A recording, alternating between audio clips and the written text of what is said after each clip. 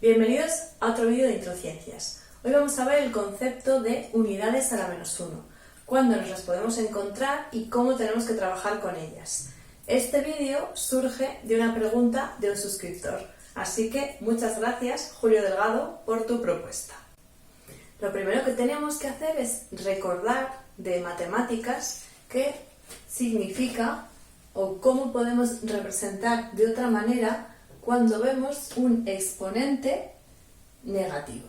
Lo que te tiene que venir siempre muy rápido a la cabeza cuando veas algo que está elevado a otro número y ese número es negativo, es decir, siempre que veas un exponente negativo, eso en tu cabeza se tiene que poder transformar en una fracción cuyo numerador va a ser 1 y el denominador el resto de la información que tengamos. Ahora vamos a ir viéndolo con ejemplos. ¿Cuándo nos puede aparecer una unidad elevada a menos 1? Pues, por ejemplo, no es muy frecuente, es más frecuente que te lo expresen de otra manera, como vamos a ver ahora, pero imaginaros que hay un problema en el que te hablan de velocidad y te mandan calcular cuánto espacio recorre un patinete eléctrico al cabo de 2 horas y te dicen que la velocidad de ese patinete eléctrico son 25 kilómetros por hora a la menos 1. Esto en realidad es lo mismo que decir 25 kilómetros hora, que estás mucho más acostumbrado a verlo así. ¿Por qué? Por lo que comentábamos antes. Aquí tenemos horas a la menos 1. Entonces, ese menos en realidad es como decir 1 partido el resto de la información. Horas elevado a 1, que si es elevado a 1 no lo ponemos. Kilómetro por 1 partido hora, en realidad es kilómetro partido hora. Como decíamos, es normal que estés más acostumbrado a verlo así y de hecho es mucho más útil porque cuando tengas que calcular el espacio recorrido, espacio es igual a velocidad por tiempo, la velocidad, si la ponemos de esta forma, 25 kilómetros hora por 2 horas, es muy fácil ver que las horas se nos van con las horas, 25 por 2 son 50 y kilómetros. Entonces, es muy fácil ver que lo hemos hecho bien y que las unidades que nos quedan tienen sentido con lo que nos estaban pidiendo, un espacio recorrido. Sin embargo, si hicieras el cálculo así, 25 kilómetros hora a la menos 1 por 2 horas, es como mucho más difícil de verlo y tacharlo y comprobar que te ha dado el resultado en las unidades correctas.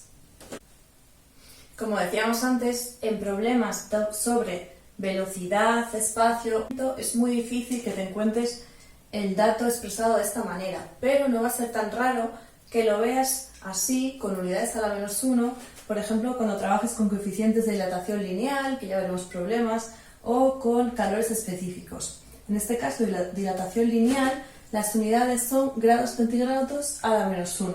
Eso quiere decir que cuando trabajes con el problema, seguramente te sea mucho más cómodo trabajar poniéndote las unidades debajo. Y sobre todo en los de calores específicos, que ya iremos viendo, sí que es muy común que en el problema te den el dato escrito de esta manera y luego cuando tengas que hacer cálculos vayas a trabajar con esto colocado en forma de fracción, porque como decíamos va a ser mucho más útil para ver que vas por el buen camino. En este caso en concreto se nos quedaría el calor específico del agua como 4,18 julios por 1 partido gramo, sería gramo a la 1, pero como hemos dicho no lo ponemos, por 1 partido grado centígrado. Esto en realidad, si lo juntamos en una sola fracción, nos quedaría 4,18 julios partido gramo por grado.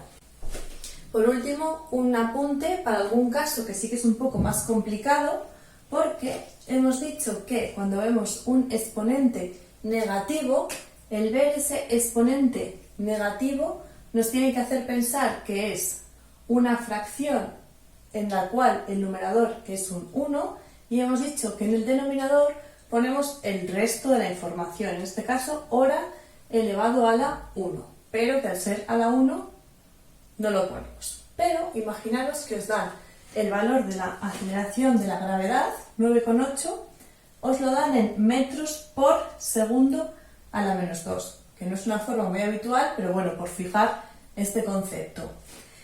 En este caso sería 9, si lo queremos expresar en forma de fracción, 9,8 metros por el exponente negativo, hemos dicho que nos indica que es una fracción con numerador 1, y abajo ponemos el resto de la información.